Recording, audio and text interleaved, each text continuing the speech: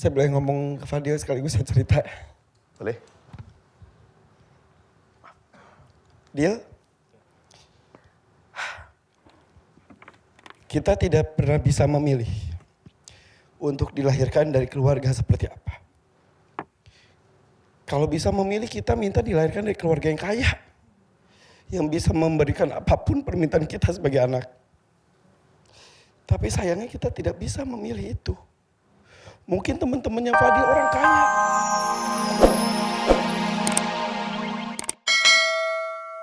Bagaimana jalan rezeki itu bisa turun kepada Mas Fadil?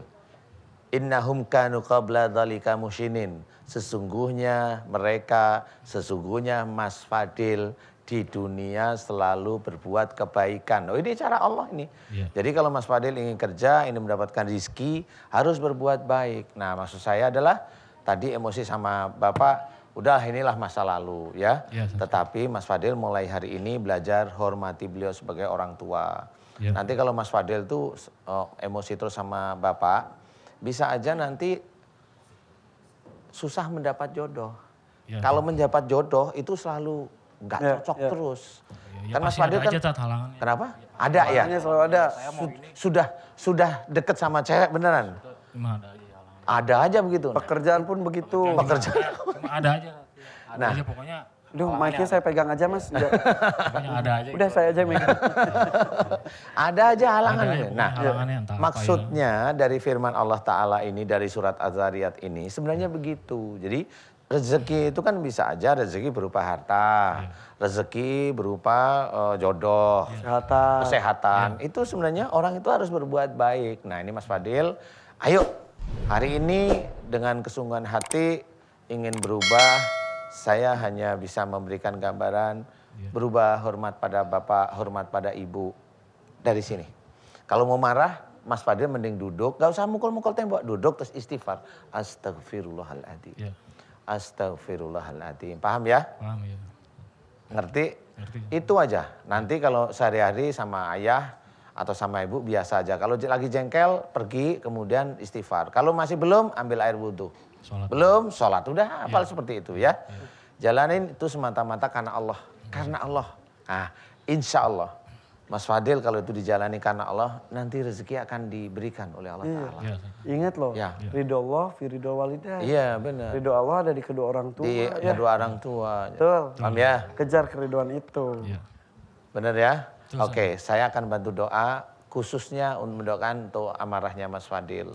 Mudah-mudahan Allah mengabulkan doa kita ya. Saya akan fokus ke emosional Mas Fadil ya. Mas Fadil aminin doa saya ya. A'udzubillahi minasyaitonirrajim. Bismillahirrahmanirrahim. Alhamdulillahirabbil alamin. Allahumma shalli ala Muhammad wa ala ali Muhammad kama shallaita ala Ibrahim wa ala ali Ibrahim wa barik ala Muhammad wa ala ali Muhammad kama barakta ala Ibrahim wa ala ali Ibrahim fil alamin innaka Hamidum Majid.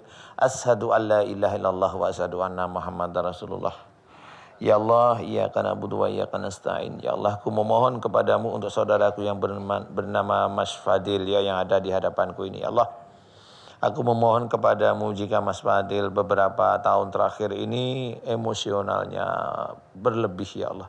Sehingga Mas Fadil lupa bahwa yang beliau marahi adalah ayah dan ibunya. Ya Allah, jika kemarahan Mas Fadil terus menerus beberapa tahun ini menjadikan dosa besar di hadapanmu. Ya Allah, aku tahu bahwa dosa besar ini akan menghalangi banyak rezekinya Mas Fadil. Ya Allah, aku memohon kepadamu.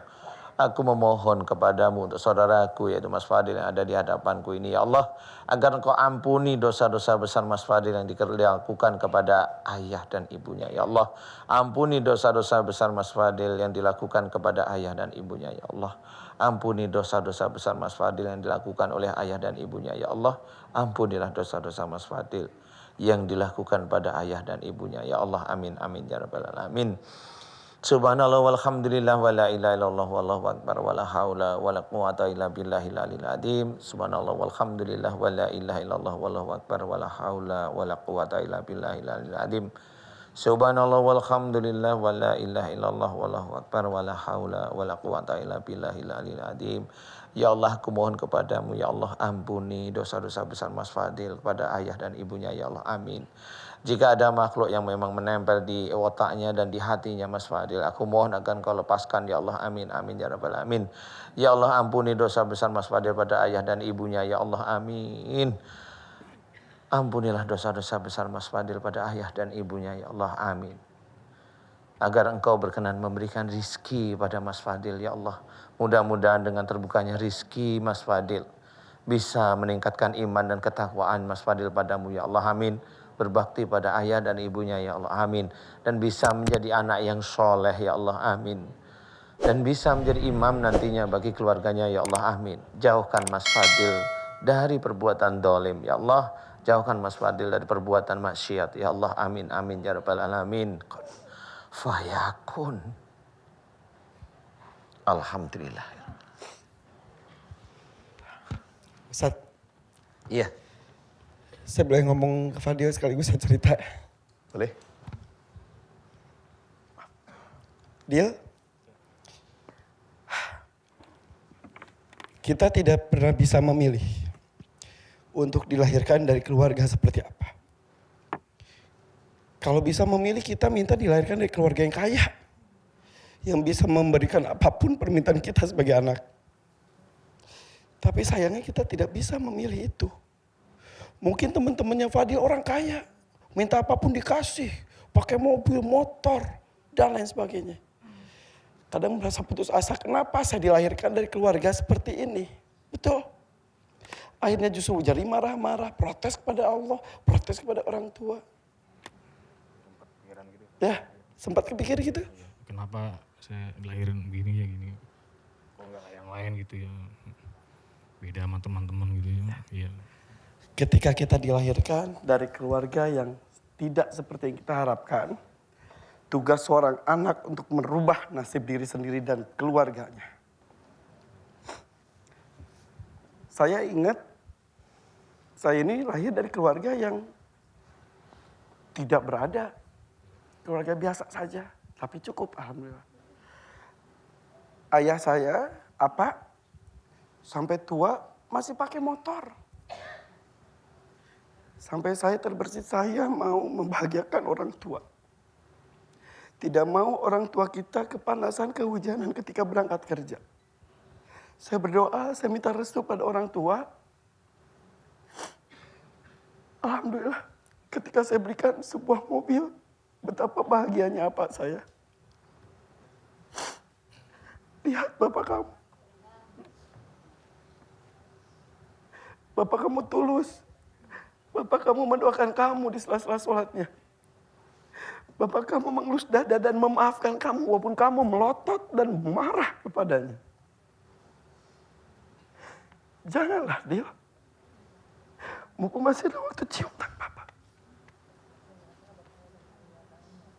Ucapkan maaf.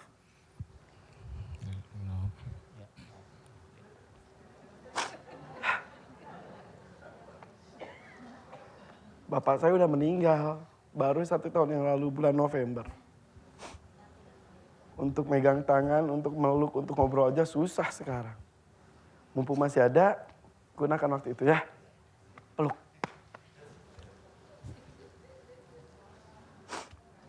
Ya. Rubah sikap. Ya. Janji? Janji. Jaga perasaan orang tua ya. Iya. Amin, amin ya Rabb. Alhamdulillah.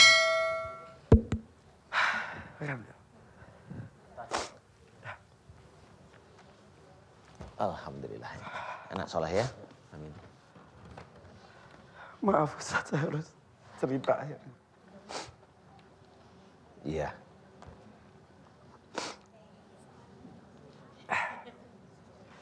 Jadi buat teman-teman di rumah yang masih ada orang tuanya, sayangi mereka. Sekuat tenaga. Bukan dengan harta. Dengan perhatian, dengan berbicara lemah lembut. Jangan membentak. Jangan marah. Karena mereka kita ada di dunia ini. Dan gunakan waktu itu selagi sempat. Ustaz ya? Iya betul. Yaudah, yuk lanjut aja ya. Bapak masuk, yuk.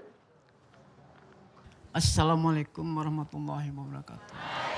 Waalaikumsalam warahmatullahi wabarakatuh. Pak siapa namanya? Pak Kuswa. Pak Kuswa. Kuswa. Sakit apa Bapak Kuswa? Sakit ini dari perut, bawah perut, nah itu tuh ada benjolan gitu. Kayak turun berok gitu, hernia. Kadang-kadang hernia tapi masih gejala kalau dokter teh gitu. Tapi harusnya dioperasi. Tapi saya kalau bisa nggak usah dioperasi gitu, takut lah. Itu kalau capek turun, kalau angkat-angkat berat atau selalu di bawah? Kalau yang sekarang mah nggak capek-capek, sekarang begitu. Kalau diikat ini aja tuh. Kalau nggak diikat mah langsung ininya benjolan. Diikat pakai apa Bapak?